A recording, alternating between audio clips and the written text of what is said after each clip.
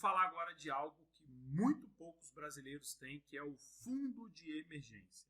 Só antes da gente falar, né, desse fundo de emergência, vou trazer um dado para vocês, só para vocês enxergarem como realmente poucos brasileiros têm, né?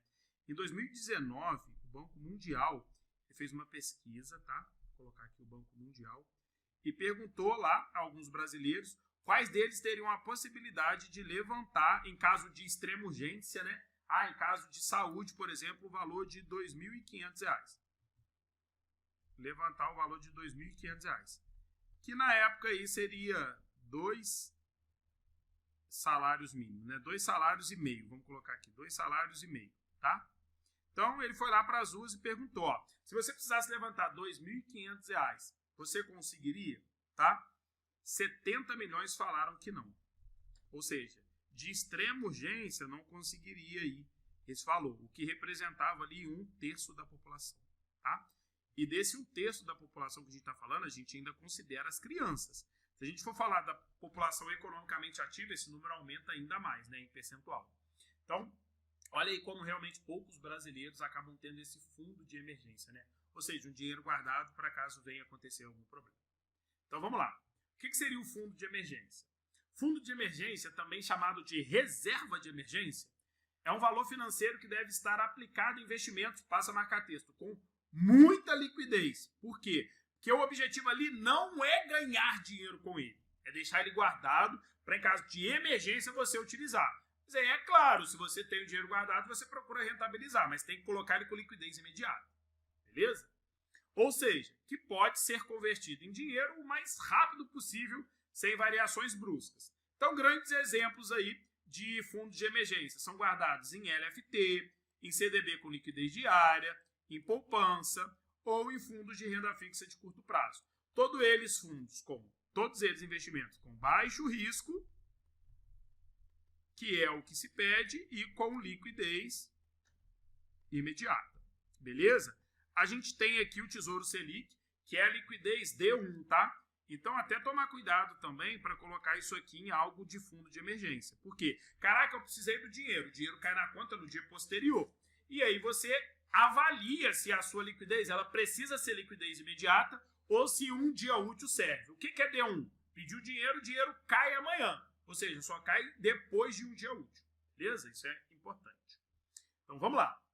O objetivo desse recurso é para suprir imprevisto em nossas vidas. Batidas de carro, problemas de saúde e até mesmo desempregos. Sem que seja necessária tomadas de empréstimo com taxas extremamente altas ou vendas de patrimônio, né? Ativos que você está ali, você está conquistando a longo prazo, aí você ficou desempregado, não está arrumando emprego, você acaba tendo que vender aquilo porque você não tinha ali um fundo de emergência. E aí quando você vende correndo, muitas vezes você vende errado, né? Pô, eu tenho aqui um carro que vale 60 mil. Caraca, mas eu tô precisando muito do dinheiro. O cara chegou e me ofereceu 50, na mão eu acabei vendendo. Por quê? Porque realmente eu precisava muito. E né, eu não montei um fundo de emergência ali antes de comprar, por exemplo, o meu carro, que é um mega exemplo que acontece. Beleza? Então, ó, o aconselhável, passa a marca texto, é que este valor seja de 3 a 12 meses. Isso é importante. Então, qual que é o recomendado para o fundo de emergência? De 3 a 12 meses, tá? Das despesas correntes, ou seja, uma família tem renda de 10 mil por mês e tem custo de vida de 5 mil. Passa a marcar texto nisso aqui. Então, a família tem renda de 10, isso é a receita, mas ela tem um custo de vida de 5 mil. Então, iremos analisar de 3 a 2 meses sobre os 5. Por que sobre os 5?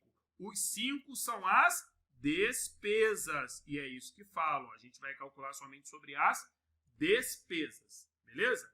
Então vai ser entre 15 e 60 mil para o fundo de emergência. Isso pode cair na sua prova? Pode.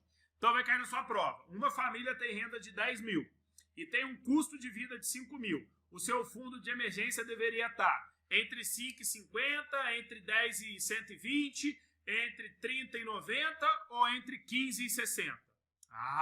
Entre 15 e 60. No Wallace, eu não entendi. Por que entre 15 e 60? Porque o custo é 5 mil. Então, ó, 3 vezes, que é o mínimo que precisa ter, vezes 5 mil, 5, 10, 15. Então, entre 15 mil o mínimo e 60 mil. Por quê? 5 mil, que é o custo, vezes 12, que é ali um máximo que a gente coloca para fundo de emergência. então vai ficar entre 15 e 60 mil.